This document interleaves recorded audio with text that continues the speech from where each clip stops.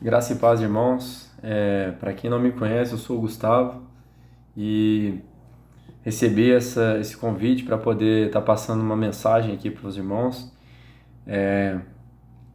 e meditando sobre o que eu ia falar. Eu não pude deixar de levar em consideração a situação que o nosso país está vivenciando agora e eu tive que contextualizar a mensagem que eu quero passar para vocês com o que nós estamos passando agora. E O, o país, né, não só agora, mas nos últimos anos, tem passado por diversas crises, né, e o povo brasileiro tem sofrido devido a esses inúmeros problemas. E são crises políticas, né? A população está sempre saturada por conta da corrupção generalizada do sistema,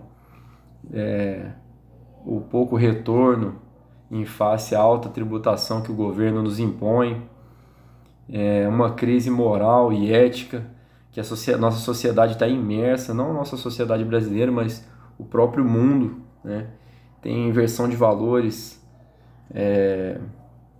e, e essa depravação escancarada e crise econômica que nós estamos vivenciando agora devido à crise dessa pandemia também. Então são muitas crises, né, que o brasileiro tem enfrentado. Isso fora os problemas individuais que cada um de nós temos, seja família, nossa satisfação pessoal, no trabalho, né? E né, a gente como cidadão brasileiro e cristãos, a gente tem muitos motivos para nos preocuparmos, né? A gente, dentro de tanto problema, a gente tenta se planejar, a gente tenta controlar um pouco o nosso futuro, né? Seja por meio de projetos e planos e anseios. E a gente acaba se tornando muito estressado, muito preocupado, perde noite de sono, a gente fica com a mente pesada devido a tanta preocupação que muitos de nós temos, né, no nosso dia a dia. Isso gera uma ansiedade muito grande. Então, eu falo, né, no nosso âmbito de brasileiro, que o brasileiro tem muita dificuldade, né, sofre muito, e isso acaba trazendo muitos maus, né, como o que a ansiedade pode trazer. E a mensagem que eu quero estar trazendo é exatamente sobre a ansiedade, né, e nós como cristãos, como nós devemos nos portar mediante a tanto problema, né, tanta preocupação e tanto motivo de ansiedade. E, né, dando uma estudada aqui na palavra de Deus, a gente só pode a gente só pode concluir que nós cristãos temos que ser exemplos, né, diariamente de confiança em Deus, né? A gente tem que sempre estar colocando os nossos anseios em orações, falando com Deus, né, expondo nossas limitações, expondo nossos planejamentos, nossos projetos. Então a gente tem que sempre colocar Deus, a gente tem que envolver Deus nos nossos planos, né? Porque como nós somos humanos, a gente sempre vai ser sujeito ao erro. Então a gente vive frustrado, né, quando um planejamento, por mais detalhado que seja, não dá certo. E então a gente calejado disso toda vez que a gente tem um projeto ou algo grande, alguma ambição, né, que nós desejamos, nós temos no coração, a gente acaba se preocupando demais e sofrendo por ansiedade, né? E nós cristãos temos que ser exemplos de tranquilidade, de paz em meio a tantos problemas futuros, né, que a gente coloca na nossa vida, né, na nossa cabeça. A gente sempre problematiza muito e, né, nesse contexto aqui do Brasil, nós os brasileiros, a gente e cristãos, né, nós cristãos brasileiros, estamos sempre preocupados, né, com o futuro nosso, da nossa família, dos nossos filhos, né, igual eu, por exemplo, sou casado e às vezes conversando com a minha esposa, a gente chega a pensar, Deus, como a gente vai criar nossos filhos em meio a tanta má influência, tanta negatividade, tanta sujeira, né, que a gente vive cercado, e a gente se preocupa com isso. A gente às vezes vai falar sobre ter filhos, a gente fica com medo, a verdade é essa. E às vezes isso é uma falha nossa, né, de estar falando com Deus e estar pedindo para eles fazer cumprir a vontade dele em nossa vida. Então a gente tem que aceitar, né, eu penso da seguinte maneira, que nós, para alcançarmos essa tranquilidade face a tantos problemas que a gente enfrenta, a gente tem que deixar que Deus faça a vontade dele na nossa vida.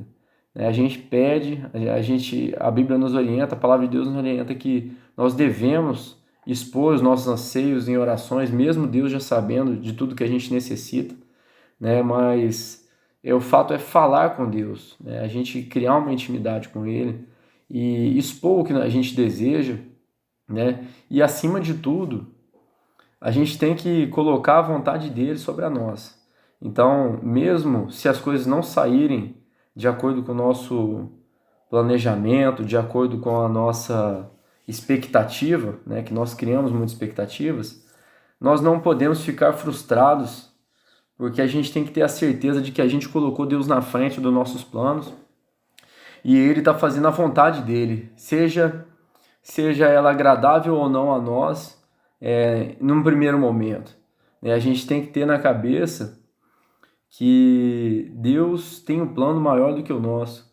E se a gente pedir que Ele esteja à frente da nossa vida, né, Ele vai fazer o melhor por nós, porque nós somos os seus filhos, né, nós que aceitamos a Jesus.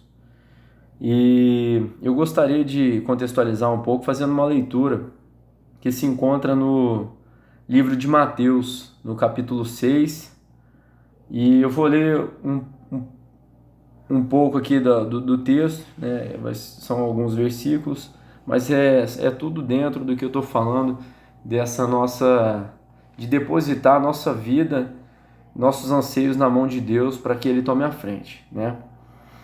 Do 26 em diante, no capítulo 6.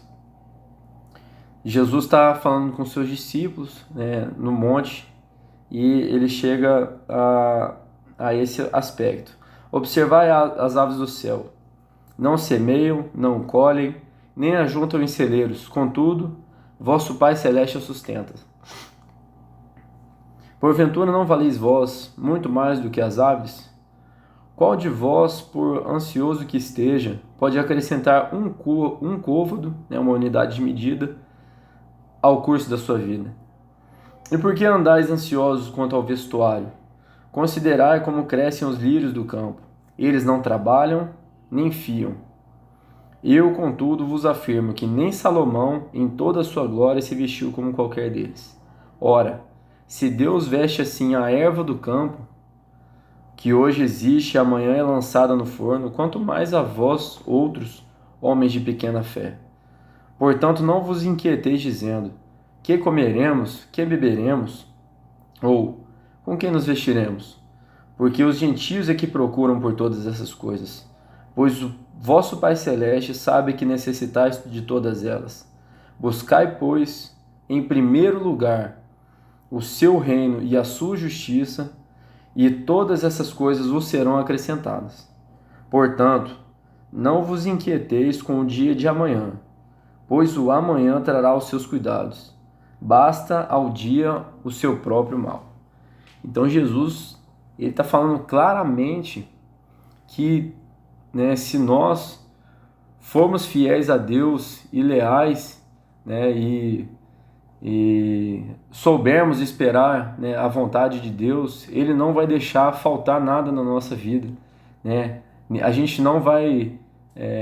Deus vai prover o nosso sustento, né? Então, às vezes, a gente se pega extremamente preocupado com o nosso trabalho, extremamente preocupado com as contas que nós temos a pagar, claro, né? Em momento algum, a gente tem que se eximir das nossas responsabilidades, né? Porque nós somos homens, né? Homem que eu falo humano, inseridos numa sociedade, nós somos contribuintes dessa sociedade. Então a gente tem que contribuir na sociedade e fazermos o nosso papel, certo?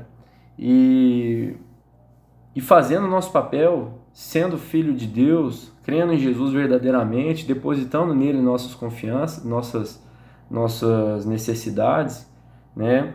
Deus vai cuidar de nós. Então, nós temos que ter tranquilidade, irmãos, de saber que Deus está na frente da nossa vida, né? E por mais que a gente passe por dificuldades, e a Bíblia em momento algum fala que o cristão é isento de problema, de dificuldade, pelo contrário, né?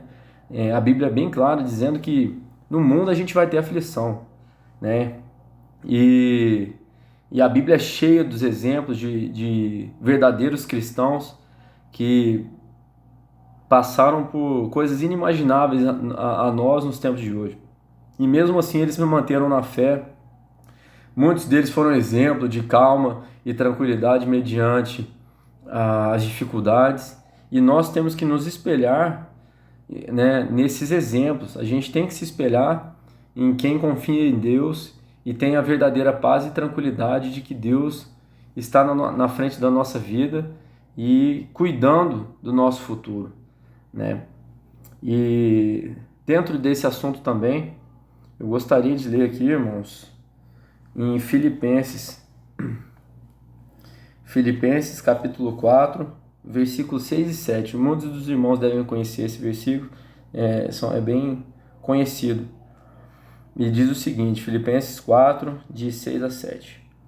Não andeis ansiosos de coisa alguma, em tudo, porém, sejam conhecidas diante de Deus as vossas petições, pela oração e pela súplica, com ações de graça.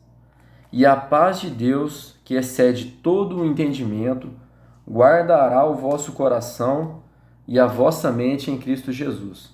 Então, o apóstolo Paulo foi bem claro, né, ao dizer que nós temos que, em oração, colocar as nossas necessidades, os nossos desejos, né, as nossas petições em oração, né, falando com Deus.